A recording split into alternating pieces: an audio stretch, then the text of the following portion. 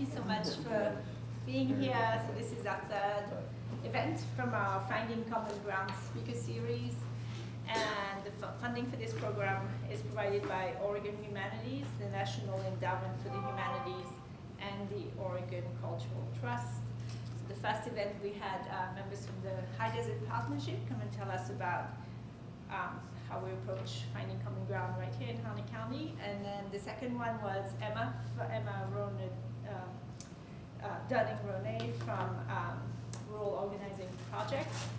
And he talked to us about collaborative approaches to helping, to assisting or giving voices to underrepresented groups. And tonight we are very happy to have U of O Professor Peter Walker, who is the author of Sagebrush Collaboration. Peter has been coming to Harney County forever, as far as we know. As long as we know. 2016 is not quite forever. Yeah, but you had been here before, though. You were familiar with Harney County. So, but definitely since 2016. And Peter is currently writing a book about community-based resiliency for fire, for approaching the risk of wildfires. And thank you so much for being here, Peter. Okay. Thanks, Isabel. It's a real pleasure to be back in Harney County. I actually have often said, even when I'm not in Harney County, that some of my best friends are now in Harney County, which I think says something about the community. Some of you may remember that I came here and spent some time here in 2016. I don't know why. I just felt like it. And really got to appreciate a lot about what the community has done. I'm actually not going to talk about collaboration on wildfire as much as about why it's important. There are a couple of people here in the room who know a whole lot more about collaboration and preparing for wildfire than I do. I'd like to maybe just offer a little bit of context about why I think the Harney County case or example is an important one, and why, frankly, I think the state of Oregon should be paying more attention to what's happening in Harney County and places outside of the corridors of authority in Salem. If I can get this to work, it's working. Okay, good. I think one of the things that I want to start with is just an observation that we're having fires now that are different than in the past, and I think that's unfortunately sort of too obvious in some ways. But I think it's important to keep that in mind because it's changing the task. It's changing the nature of the challenge that we're facing. I don't need to tell people here about wildfire. You've been dealing with it forever. But in other parts of the state, in 2020, part of the reason I got involved or chose to be involved in this particular project is that in 2020, when we had the fires in the Willamette Valley and the Rogue Valley, I've jokingly, but only half jokingly, say that's when September 2020 was when Western Oregon discovered fire. Western Oregon has not seen fires like we saw in 2020 in a really long time, and that got the state's attention. It got the attention of the governor's office, it got the attention of Oregon Department of Forestry, and as you probably know, it resulted in some legislation to deal with wildfires, which in a sense is sort of my focus for this book project that Isabel mentioned. I just want to give you a little bit of an example. You guys are all too familiar with fire, of course, but this is what happened on September 7th and 8th, I believe, of 2020 in the Rogue Valley, the Alameda fire. And I didn't get a chance to test the audio on a live audience. If it's too loud or too soft, let me know. This was the night of September 8th in Talent, Oregon.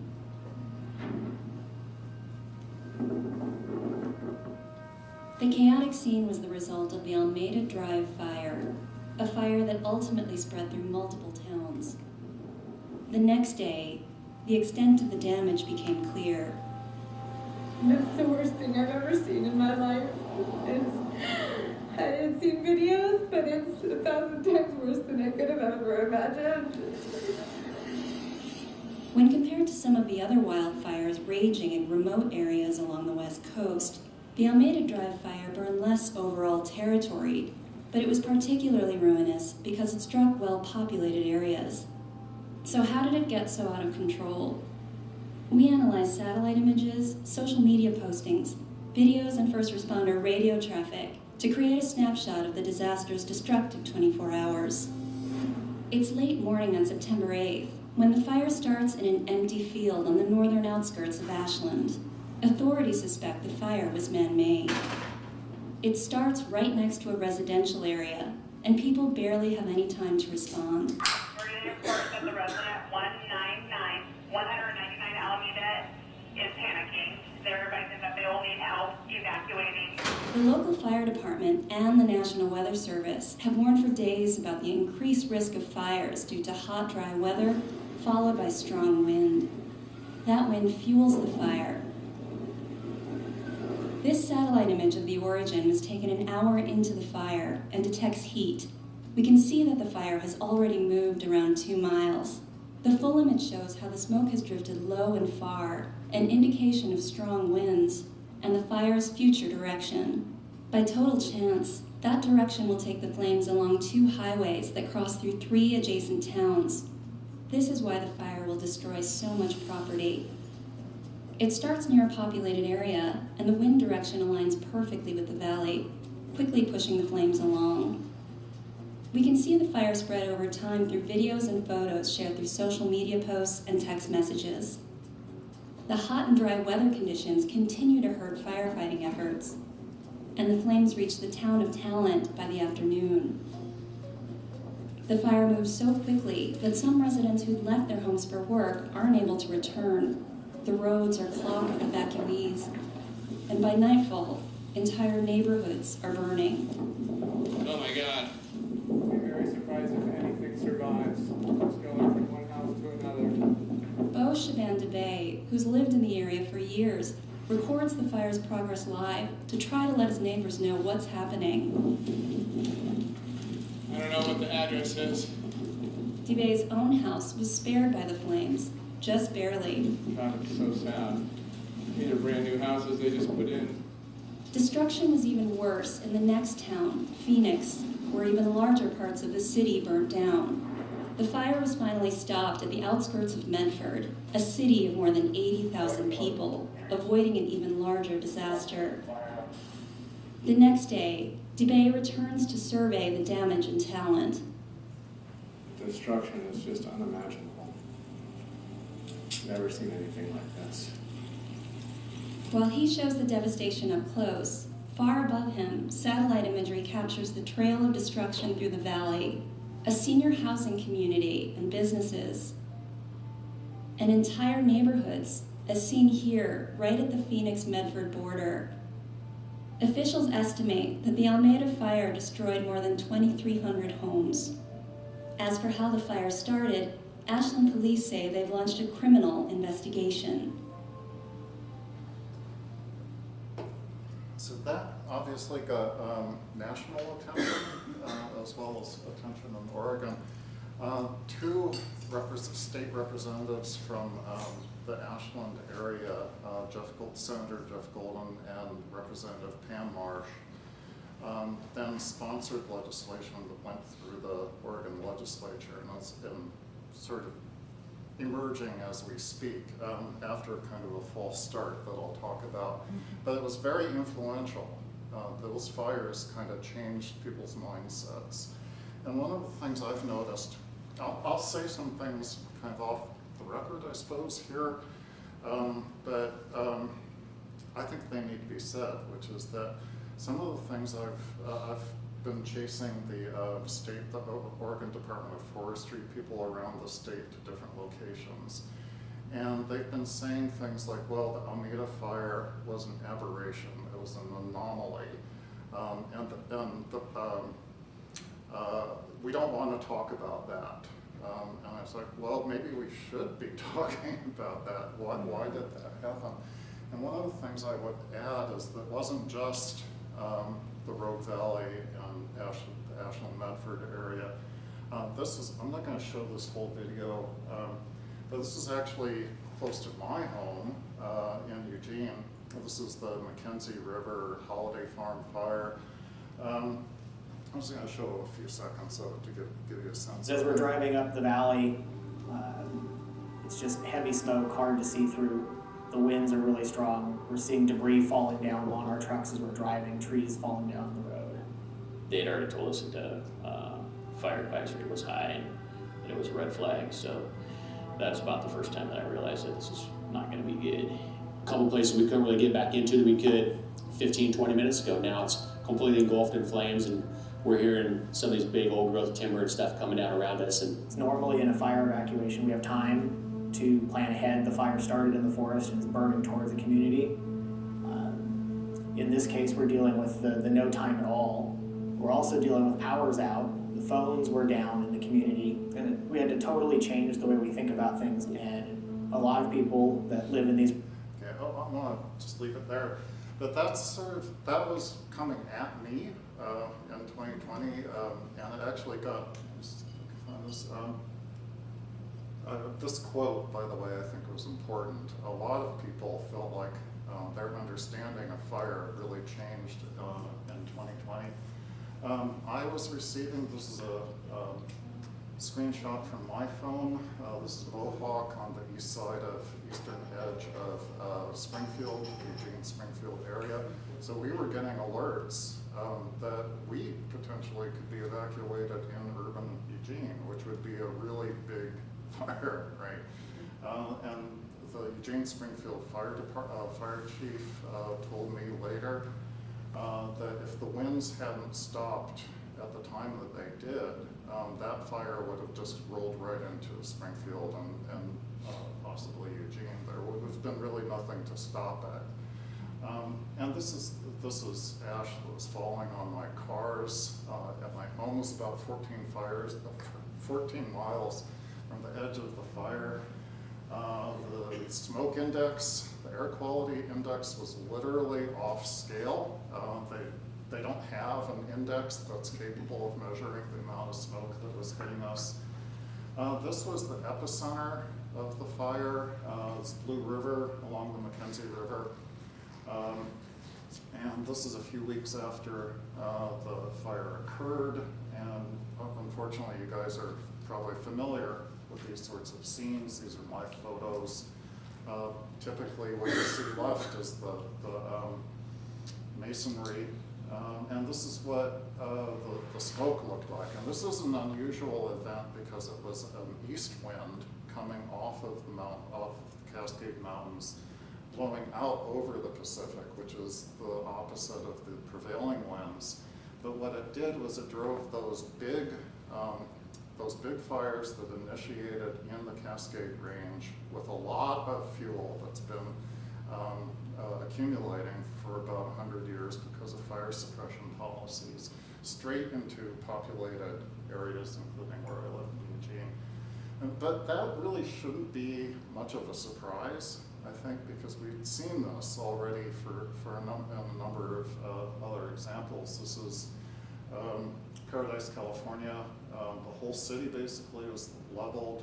52,000 residents were evacuated. I went to Paradise after that fire, and it was it's almost impossible to describe how devastating it was, just emotionally, to see that amount of destruction. I actually have a couple of friends who live in Eugene now who moved from the Paradise area, Magalia, other small towns around there, because they psychologically couldn't couldn't manage to go back to their homes, or financially, or their insurance problems and so on. So this is by way of saying this is 2020, and I said it's 2020, but it's also probably the future as we see hotter, drier conditions, it seems, every summer. I think that's the kind of fire threat that we have to be prepared for. And I'm not the only person who's making that observation. Lots of people have said that. For example, and this is a little bit of a different story in the rangelands in Harney County in eastern Oregon, where range fires are more of a focus, but in western Oregon, whole urban areas are now in danger in a way that people in the past, I think, really haven't seriously considered. And it's not even just Oregon. This is in Colorado in 2021, I believe. Colorado in winter, in the snow, outside of Boulder, whole suburban communities were flattened by wildfire. So this is a kind of a new fire that we're trying to wrap our minds around and try to think about ways to cope with it. And so I asked myself, well, how did the state of Oregon choose to respond? And was it effective?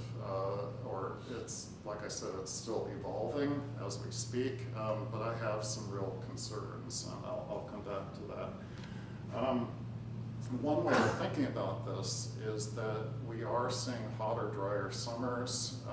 We're seeing more emissions and so on. We're literally living in a different climate than we used to. And one question that I think you can ask, and sort of as a social scientist, one of the ways that we think about this is, well, political systems, almost like living things, evolve over time. And in a sense, our political system evolved in a climate that no longer exists. So do we have any reason to believe that our political system for dealing with the fires of the past will be capable of dealing with the fires of the future? And that's really what the book, I think, is trying to examine. I presume most of you are familiar with this legislation, but very quickly in 2021, the state passed something called Senate Bill 762, which is this big sort of sprawling policy. It has a lot of parts in it, and a lot of them are uncontroversial and beneficial. Money has come in, I know, to Eastern Oregon and Harney County, I believe, as well, for various good things. Fire trucks and additional firefighting capacity and so on, which isn't very, that's clearly helpful to have. So, I'm not saying this was an altogether problematic bill, but there were some parts of it that I think are worth re-examining. The most controversial of all was certainly the wildfire map that was created under the legislation under the auspices of Oregon Department of Forestry.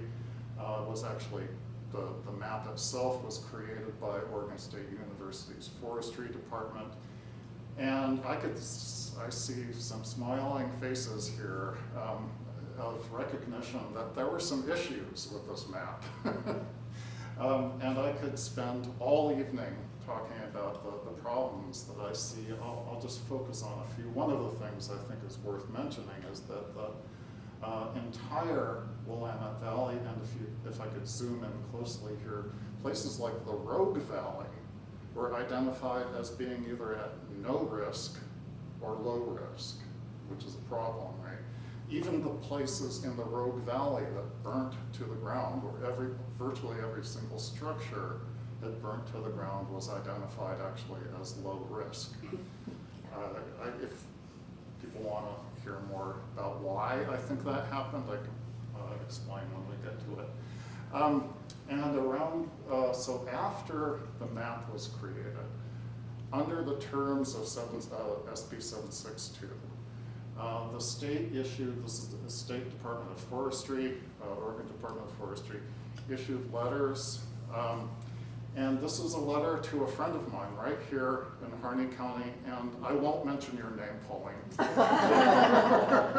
got one of those too. And so I don't need to show this letter to people here if you've seen them. And it was deeply distressing to many people who received them, among other things, because it was very unclear exactly what the state was asking people to do. In addition to the fact that, say you own 4 or 5 different tax lots, and they're identical in every way, but one of them is considered to be subject to regulation and others aren't, in ways that made no sense to people. And one of the things that, as a social scientist, we like to say is that policy has to be transparent, rigorous, and legitimate, in the sense that people have to believe that if you're going to be asked to do certain things, spend money on retrofitting your home or creating defensible space, people want to know that there's a legitimate reason behind that, and the map really didn't provide a lot of explanation. In fact, no explanation for why certain things that appeared inexplicable in terms of how the map prioritized the high and extreme fire rankings and the so-called, to be regulated, you had to have a high or extreme fire rating and be in what's called the wildland urban interface, the so-called WUI.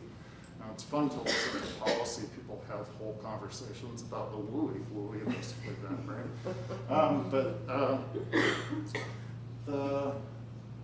I'll give you one example of a problem with the map that I think really kind of, to me, seems self-evidently problematic. This is the Bear Creek Valley in Ashland up to Medford, including the areas that burned in 2020. And what you see what you see on the left here is the state's Senate Bill 762 map. And you see all of the red, of course, the red and the orange, of course, mean high fire risk or extreme fire risk. And what you can see is and this is the area of Ashland, Talent, Medford, Ashland, Talent, Phoenix, Medford. And what you can see is in the original map, and it's been revised since then, but actually it was not very different from what I've seen.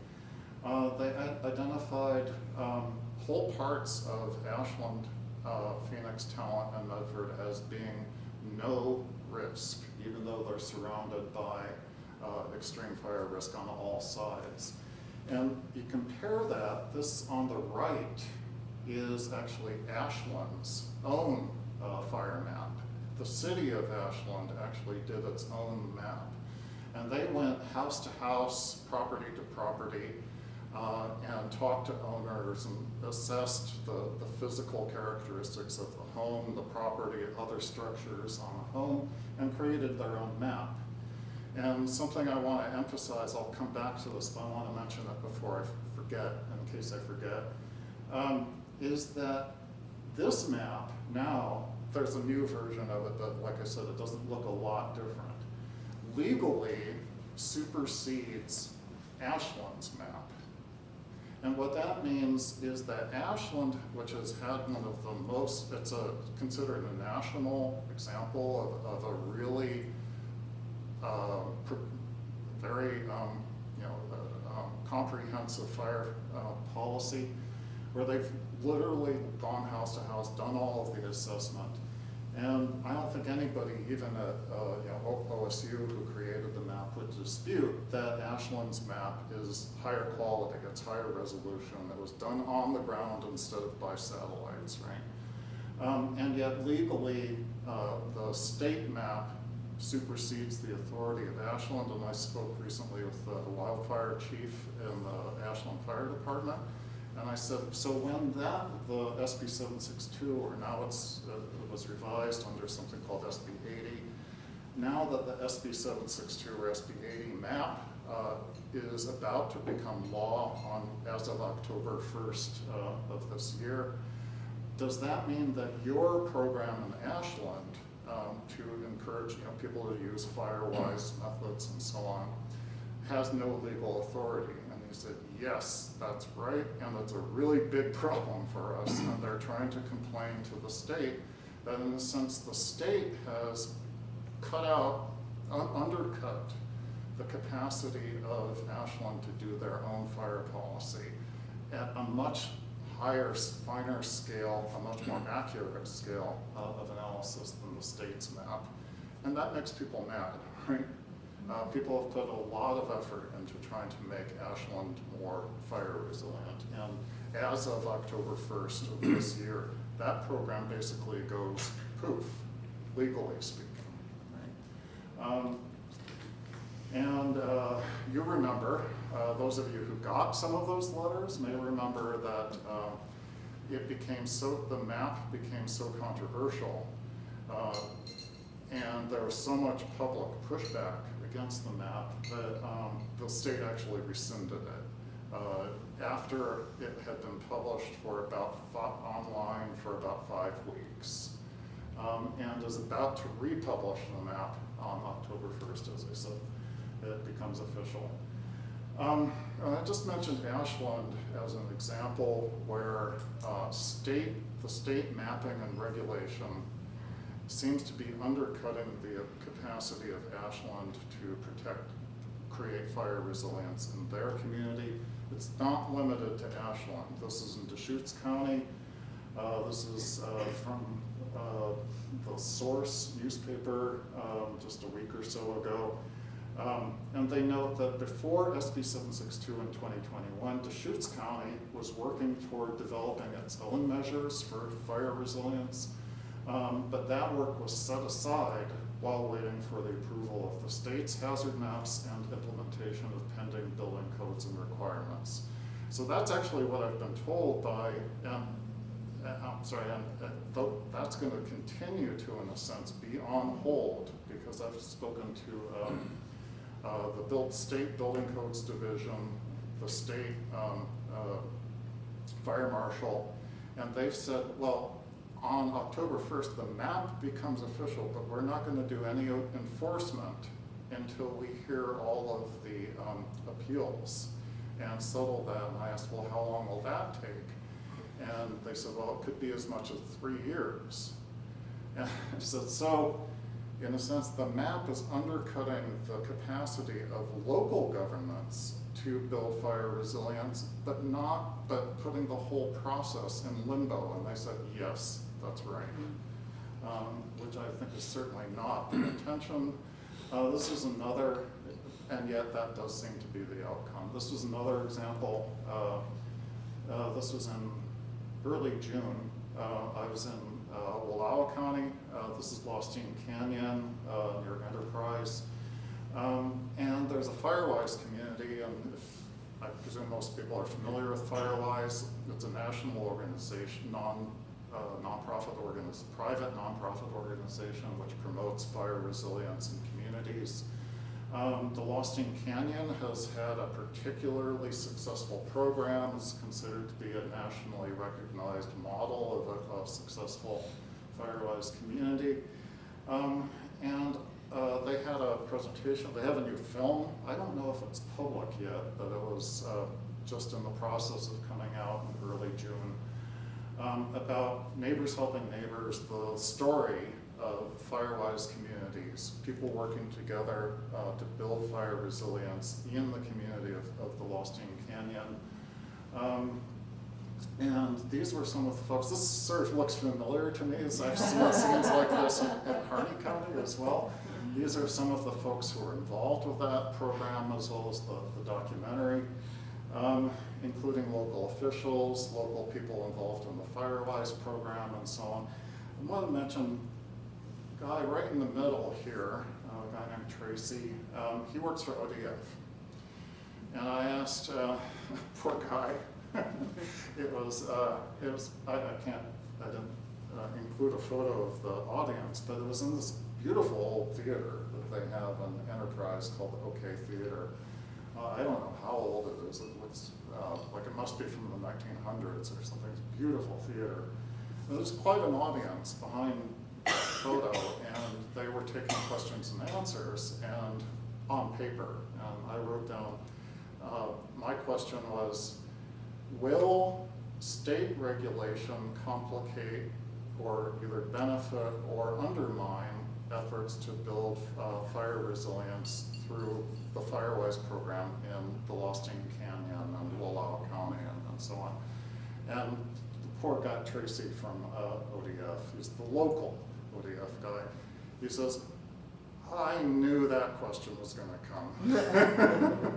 And the moderator said, so you have an answer to it? And he said, no, I do not.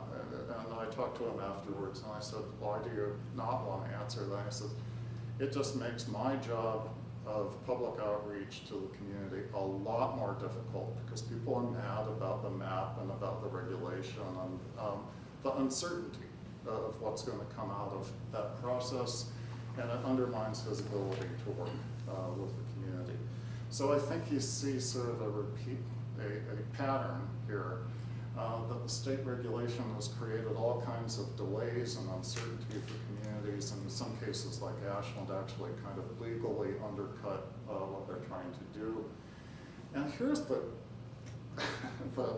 kind of the kicker to the story for me in some ways is that a lot of this, although apparently a couple of people right here in this room got these letters, through the political process, the appeals process and so on, through the rulemaking advisory committee process that was initiated after the state map was withdrawn in 2021, 2022. After it was withdrawn in 2022, there was a new bill that came through revising some of the policies, and they actually, under the original map, about 80,000 properties would have been regulated by the statewide. And in the new map, through the political process, a lot of people have complained and said, we don't want, we think that your map was wrong, we don't want to be regulated. And so I don't know what the number is now, but it's going to be less than 80,000 properties. And the result is, this is Wallowa, Grant, Baker, Umatilla, Morrow County. And if I could zoom in, it's a little hard to see in this picture. What you ended up with was, it looked to me, and I asked somebody who was involved in the rulemaking advisory committee, who's actually the chair of it now, I asked, well, how many is that? Because it's not official yet, we don't really have official information. And so it was probably a couple dozen properties.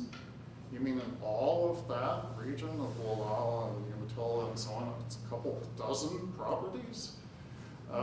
And for the amount of sort of disruption and uncertainty and delay that's involved, I would have to ask the question, even if the state is successful in encouraging people to do defensible space and home hardening and so on those couple of dozen properties, was it worth the amount of delay and disruption of local efforts? And I'll leave that to you. To me, that seems like a question that needs to be raised. So, Becca. And I wanted to mention, and I feel, here's the part that I actually really am uncomfortable about with Brenda and Aaron right here in the room. But I'm not going to tell you about collaboration except to say that you guys practically, defined collaboration in Oregon, which was what my book was about in 2018. Yeah. So, knowing what you just said, what's the state's answer to creating that map and undercutting everyone else's efforts and all the inaccuracies with it? Well, did you talk to the state and ask them? So what's their response? Yes, I do. They had a listening tour or an educational tour, I think, a public relations tour. They didn't include Southeast Oregon because basically you guys don't have enough potentially regulated properties, but they had it up in Northeast Oregon, Redmond, the Phoenix Talent, Ashland area, a few other areas, and in some cases the turnout wasn't real great, but all the officials had to be there, and so I got an opportunity to ask questions like that. I think none of this was really anticipated. I think that and one of the interesting questions that I'm still not quite sure what the answer to is where the initial legislation actually came from, and did they anticipate the problems that they're encountering at this time. What happened with the mapping was that the bill set some very broad parameters for what had to be mapped and how it was going to be mapped. It's defined specifically that it had to be based on 4 types of variables: weather, climate, topography, and vegetation, and nothing else. The result was that places like, as an example again, places like Ashland, where the Bear Creek Valley, Ashland, Phoenix, Talent, Medford, that area, the primary fuel, as we saw in the Alameda fire, was not forests or sagebrush, it was houses, right? And in the legislation, there is nothing that deals with structures as fuel. It basically it ignores structures as fuel, in fact. And that's why earlier, when you asked some firefighters about this, they said it was an anomaly. Right, and go back to the map for just a second. If you ask them, well, and I think the short answer is they just didn't think it through. Take a look at the Willamette Valley, okay? Where does 2/3 of the population of Oregon live? Yeah. The Willamette Valley, right? Take a look at all of that green and yellow, green basically, and yellow meaning not very burnable. It even included the Bear Creek Valley, the Rogue Valley. And the reason for that was simply because their computer model, by law, couldn't count structures as fuel. And yet we had, fires in the Santiam Canyon that burned down the towns of Gates and Detroit. We obviously had the Alameda fire, it's an urban area, and so on. And I've asked, I'm gonna have to bite my tongue here. I won't name any names, but high-ranking people in the firefighting structure of the state of Oregon. Well, what about that? How do you explain that? And they say, well, fires are much more frequent in these areas. And I said, yeah, well, that's probably true, but where is the most damage likely to occur? The number of structures that are likely to be destroyed, where are those going to happen? And they go, well, that's not the way we prepare for wildfire. We prepare on the basis, the map was created on the basis of frequency and intensity of fire, not the amount of damage that could potentially occur. And I think that was a gigantic omission on the part of the people who actually wrote the bill. But it's also in some ways consistent with the way this is the legislation is being implemented by the Oregon Department of Forestry. And you say, well, what about towns that have burnt down already and towns that are potentially threatened? And they say, well, that's not our job. It's OSFM, it's Oregon State Fire Marshal's job. And you go, well, but it's the state of Oregon. It's the citizens of Oregon. You don't just serve people, outside of city boundaries, city, borders. But because it was the law situated the implementation of the bill in Oregon Department of Forestry, they're really just not prepared for thinking about urban fires. And that's just one example, but I hope it's answering the question. I think they just didn't think through some of this, and we're still kind of caught in a mindset where we're not prepared for the fires that we're seeing now. Yeah. So if they didn't think it through, then they decided, okay, we had so many complaints over several months that we're gonna redo the map. But then they still decided, well, we're not gonna change it that much, probably because the bill requires certain inputs into the model. And I lost my other thought here, but it had to do with, what if they did include everything you mentioned that could have been included? Yeah. What would that result in with all these other people getting letters? And Right. now you live in a subdivision and you get a letter saying you're at risk and you have to put on a steel roof and you have to take care of your soffits and all this other stuff. Yeah. Too much blowback. In other words, is it political? And the answer is yes. I reviewed 66 and a half hours of the rulemaking advisory committee meetings that led up to the creation of the SB 762 map and then the SB 80 map, which is the subsequent legislation. And one of the really interesting parts of that I observed was that when OSU Forestry said, well, if you know, they had to create some somewhat arbitrary thresholds for, like, you know, they did a measure of, you know, what the fire risk, you know, that they got a specific number. Every property in the state of Oregon got a specific number, right? And they said, well, if, based on the variables that I mentioned, not including structures as fuel. And then they said, well, if we say, I forget what those numbers exactly looked like, but they were like 0.07 or something like that. And above a 0.07, you get something like 100,000 properties that would be regulated. And people on the rulemaking advisory committee said, well, if we set that, that threshold, that number, too low, we'll get a lot more properties that are subject to regulation, and then we'll get political blowback, right? And they said, okay, well, let's make that a higher number. And they actually adjusted the number, you know, for creating the fire categories. They adjusted the threshold number for identifying a higher extreme risk category on the basis of how many people would end up being regulated.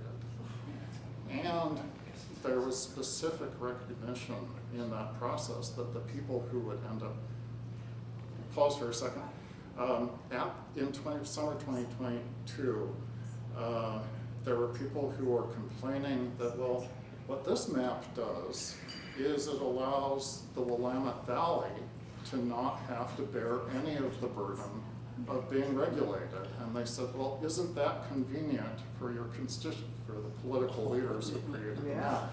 Isn't that convenient for your constituents that they won't, which are, you know, 2/3 of them are in the Willamette Valley, that they won't get regulated and will be rural people who will be regulated? And it became very sort of conspiratorial sort of talk. And yet in the rulemaking advisory committee meetings, they actually said, they were actually speaking about like how many people and in what places would end up being regulated depending on what number they picked for creating the threshold categories. So it was quite explicitly political in that sense. How many people are, and in what places are going to end up being regulated. And see, we're used to that 1/3 of the state telling what the rest of the state's going to do. Yeah, I know. So it wasn't conspiratorial in the sense that nobody set out to punish rural Oregon or eastern Oregon, but it was, in a sense, part of the process. Yeah. Yeah. Mark. So, just a comment that setting of that value seems like a slam dunk win on appeal for an arbitrary decision. But what I was really interested in is, have you had a chance to talk with the original legislative sponsors of the bill about, is this what you meant to happen? How do you feel about how it's going? The primary sponsor was Senator Jeff Golden from Ashland, and he was not happy with the way it worked out, no. And the interesting thing was that the legislation was presented to him, and it was actually, the legislation was based on I always struggle to remember the exact name, but there was a committee that was put together when Kate Brown was governor, and it was in 2019. It was the governor's wildfire advisory committee, something like that. And they put together something like a 200-page report, which basically became the basis for this legislation. And Jeff Golden, by the way, I admire greatly. I think he's a very well-intentioned senator. And I asked him, so, but you sponsored the bill, but you don't like the outcome, what happened? And he said, well, I just got this bill, and I sponsored it because it seemed like a good thing. And I said, but when you get down, open the hood and look under it and see what's going on, there are some problems. And he said, yeah, tell me about it. And I said, so what went wrong? And he said, well, I didn't want to get involved in the science because I didn't want it to appear political. So he really didn't know what was in the bill until it got implemented. And then he went, oh, this wasn't what I meant. So it's an interesting case how the left hand and the right hand of state government really kind of didn't know exactly what was going to come out of this process. By law, we did what was required to do. We were required to do by law. And any problems, you have to go back to whoever actually created the bill. And as of right now, I don't actually know exactly where that language came from, except that it was part of this big report in 2019. And it's kind of a case where you have, I've been told there were hundreds of people who were involved in the creation of that report, which became the model for SB 762. It's kind of like having hundreds of cooks in the kitchen, right? And you don't know what's going to come out of the process. And in this case, I think it was it would have been helpful if there were like one or two people who were in charge of making sure the whole thing made sense, but that didn't happen. I want to get to the collaboration part, just open that up to discussion. This is the Ashland Forest Resiliency Project. It's another, Oregon's got a lot of really just dynamite collaborations out there, including here in Harney County. But not only Harney County, the Ashland Forest Resiliency Group, it's a different kind of collaborative. It's quite different in practice, but they include a local tribal organization called Lakota, who's been doing ecological restoration of forests to make forests more resilient, and by doing so, creating less potential risk for urban areas as well. And they've been doing this for Ashland Forest Resiliency, I think, was created in something like 2010, so they've been around for a while, and they've been doing this. So I'll just give you a little taste of it. The day starts with this great adventure in Ashland, whether it's to go down and get a cup of coffee or to get out in the mountains. The people that come to Ashland come here because of the incredible place that is Ashland, Oregon, surrounded by these beautiful forests. It's a beautiful place to live. The place we're at right now is the village of Quacaca, where the crow lights. This is the northernmost band of the Shasta Nation. For time immemorial, the Native American people, Aboriginal people of the Americas, used fire as a land management tool. From looking at our fire scars, we know that historically fires were frequent, and because they were more frequent, like every decade, they were less severe. We worked with it, we didn't suppress it. We went from a period of frequent fire to then people putting out the fires they could, and then fires were only burning when they would get away, when they were more hot, and thus killing more trees. And so we entered a different relationship with fire.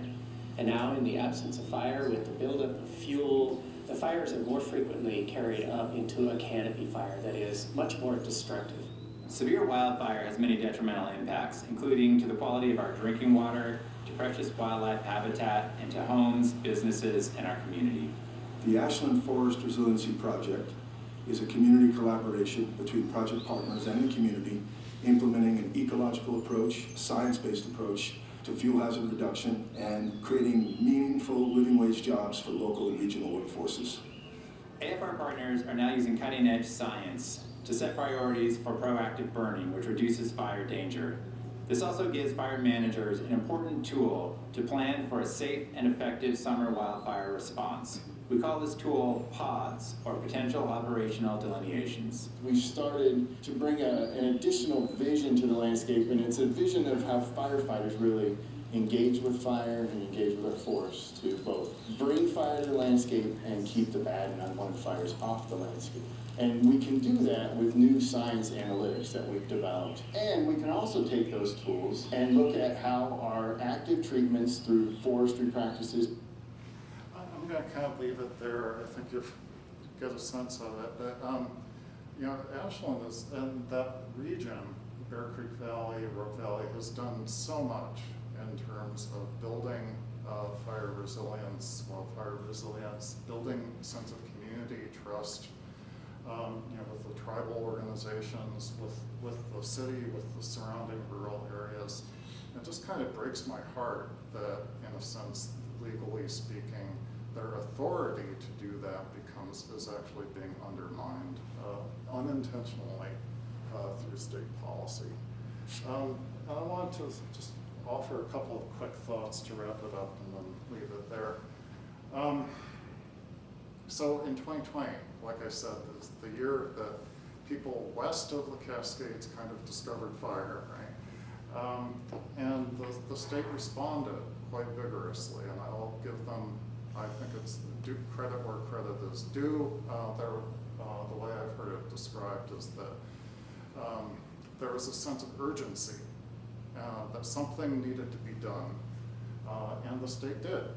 And they reacted pretty quickly. But they reacted in a way that created, if you'll forgive the pun, a political firestorm. And it was really quite dramatic. Your neighbors over in Grants Pass really had quite a meeting with threats being issued to the ODF people. Yeah, right in the Burns High School gym. I'm sorry, the Grants Pass High School gym. Well, the Burns High School gym also has strong memories from that.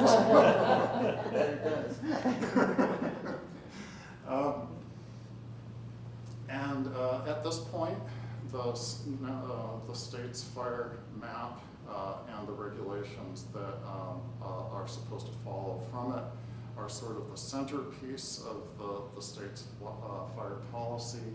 And yet, and that bill was passed in 2021, so we're in 2024, and even if there aren't further sorts of political changes, according to Oregon State Fire Marshal, it could be about 3 years before any of those policies actually get implemented. In the meantime, you have places like Wallowa County, Deschutes County, Ashland, et cetera, where their local efforts are sort of thrown into uncertainty. That's what I just mentioned there. And I think maybe the biggest concern of all, and here I'm borrowing directly from the Harney County Wildfire Collaborative's wording. You can go onto the Harney County Wildfire Collaborative's website and pull up videos. And one of the wonderful phrases you'll find is fighting fire with trust. And I think unfortunately what I'm seeing is the state has really undermined its own efforts to build trust with the public through these really unintentional and yet really badly implemented efforts to regulate fire policy, defensible space, and building codes. And at the same time is actually making it more difficult in some communities for the communities themselves to use those sorts of collaborative efforts to solve problems. And I've raised these questions with people in government, sort of following up on your question. And it's sort of like, well, everybody defers back to the law, and nobody knows exactly where the law came from. And it's kind of an example in the sense of how policy that kind of flies blind, created by large groups of people, implemented at the state level through legal force, can in some ways that could really backfire. And I wish we could go back in time and rethink how that was done. But I can tell you right now that in Ashland and the Rogue Valley, there are people who are preparing the state's regulatory policies right now are open to public comments, both the map and the rules that guide the map are open to public comments right now. And if you're interested in this issue, I would advise you to comment on it. And I know that Ashland is very actively submitting comments to the state and saying this is cutting the legs out from under us and what we've been trying to do at the local level. So I hope the state will listen. But this is a story that's unfolding as we speak. And with that, I went way over my 20 minutes, I'm sorry. I don't think you have 20-minute limit. I should have had my phone with it. So I have a question. So for some reason I never got the letter. I'm under the impression that my house is definitely on the wildland urban interface. It probably is, yeah. But somehow I never got the letter. But believe me, last year my homeowner's insurance doubled. So I never got the letter, but somebody knows that where my house is because, so the insurance companies are not going to wait for law to increase our insurance for our homes. And they base it probably on actual risk because they measure risk probably more accurately because that's how they make their money. So. The insurance story, I didn't get to that. There's so many sort of facets of the story, but the insurance part of it is fascinating. And again, to me, it's an example of how if there had been somebody sort of steering the ship of this policy earlier on, instead of what appears to be hundreds of people sort of contributing to what became the bill, somebody should have been able to see that one coming.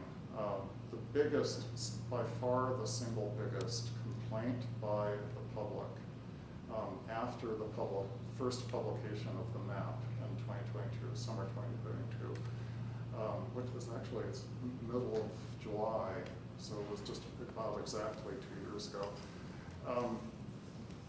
was that the map was going to cause insurance rates to go up because insurance companies would be looking at what areas were considered to be high or extreme risk, and then they would increase premiums or not renew policies and so on.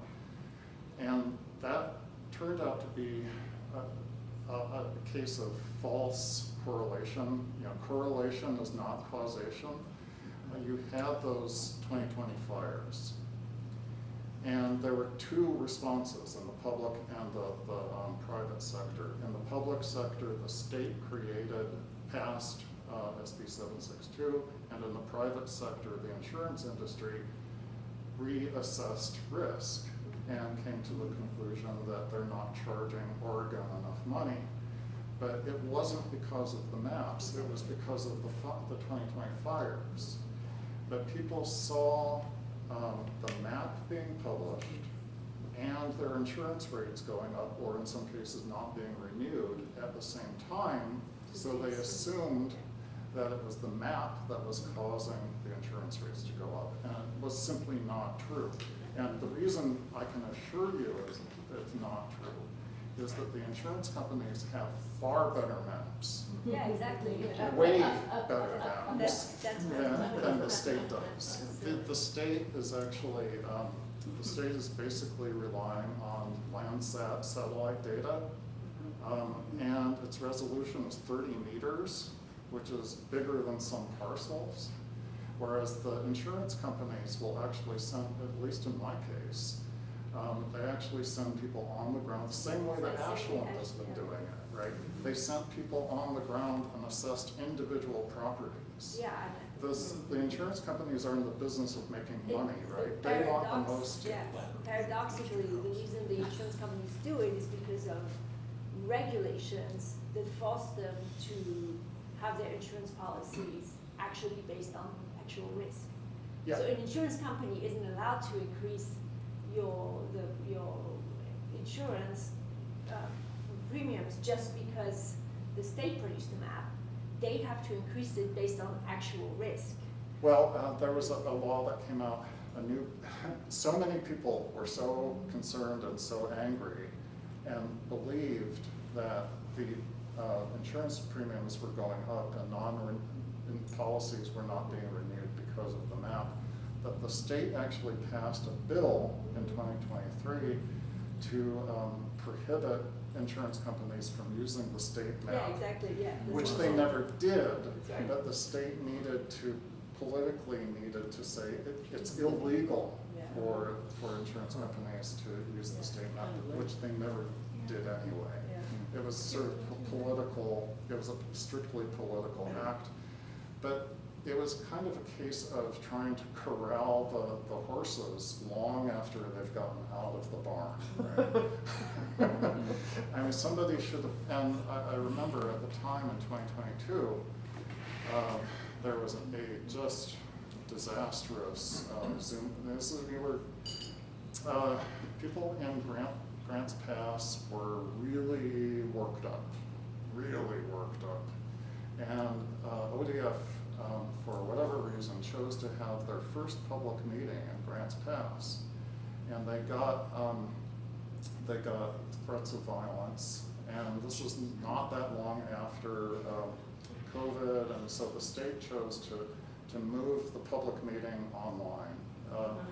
And there were people who were asking at that time, well, why didn't the state get out in front of the insurance issue and assure us that the map wasn't going to be used to increase premiums? Because, and somebody raised the question, specifically said, well, California has done that. Why couldn't Oregon do that and regulate the insurance industry? California has this sort of, it's a policy that limits the amount that they can raise and requires public notification of the reasons for why they're raising their policies and so on. At least the state could have done something because other states have already done that. And ODF just cut off that line of questioning. Wow. I remember that. It was really ugly and people were really angry. But that was a real case of an unforced political error. They should have seen the insurance question coming, and they could have gotten out in front of it and said, look, the insurance companies have their own maps.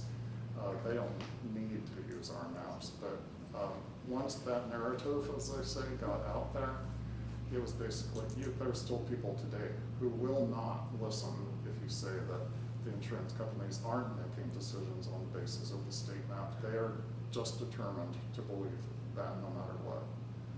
So Izzy, our insurance went up a little bit, but we're at a lot more risk than you are based on the type of vegetation around our house in different directions. But they sent a representative of the insurance company out to our house to look at the property, like you mentioned. And they said, we're gonna drop you unless you remove the ladder leaning against your house. And I was going, oh, that must be a ladder fuel. So that was easy, so we did that. But going back to the big theme here, the resolution with Landsat, and I think you mentioned 30. 30 meter. So we got a notice because we have different parcels and we have horses on it.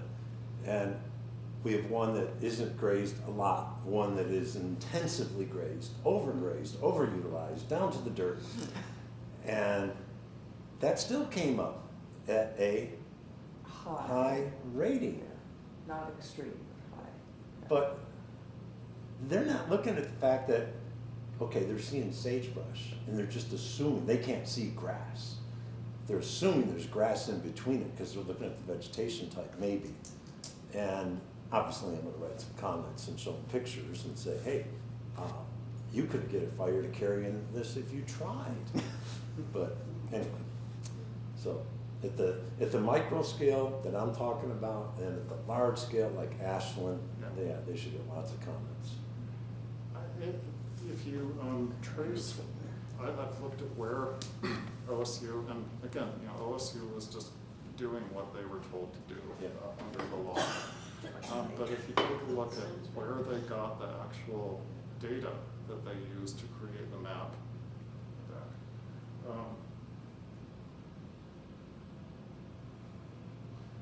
where they actually got the data, it was a consortium called Wildfire, which I believe it's USGS, US Forest Service, it's Nature Conservancy, it's a whole collective of organizations that have gotten together to make 30-meter pixel resolution satellite imagery available, free of charge, if I'm not mistaken. And so OSU was basically constrained, their budget was constrained, and so they used the free data.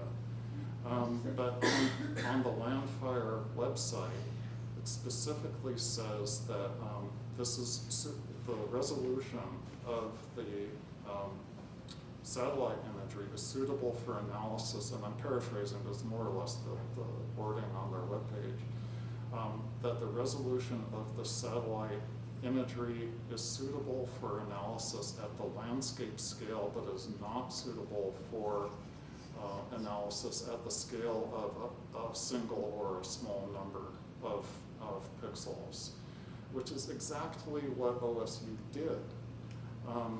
Contrary to what the Landfire Consortium says right on their webpage that they should do it. And why did they do that? Because their budget was constrained. That was what they had to work with, and the bill required them to do it.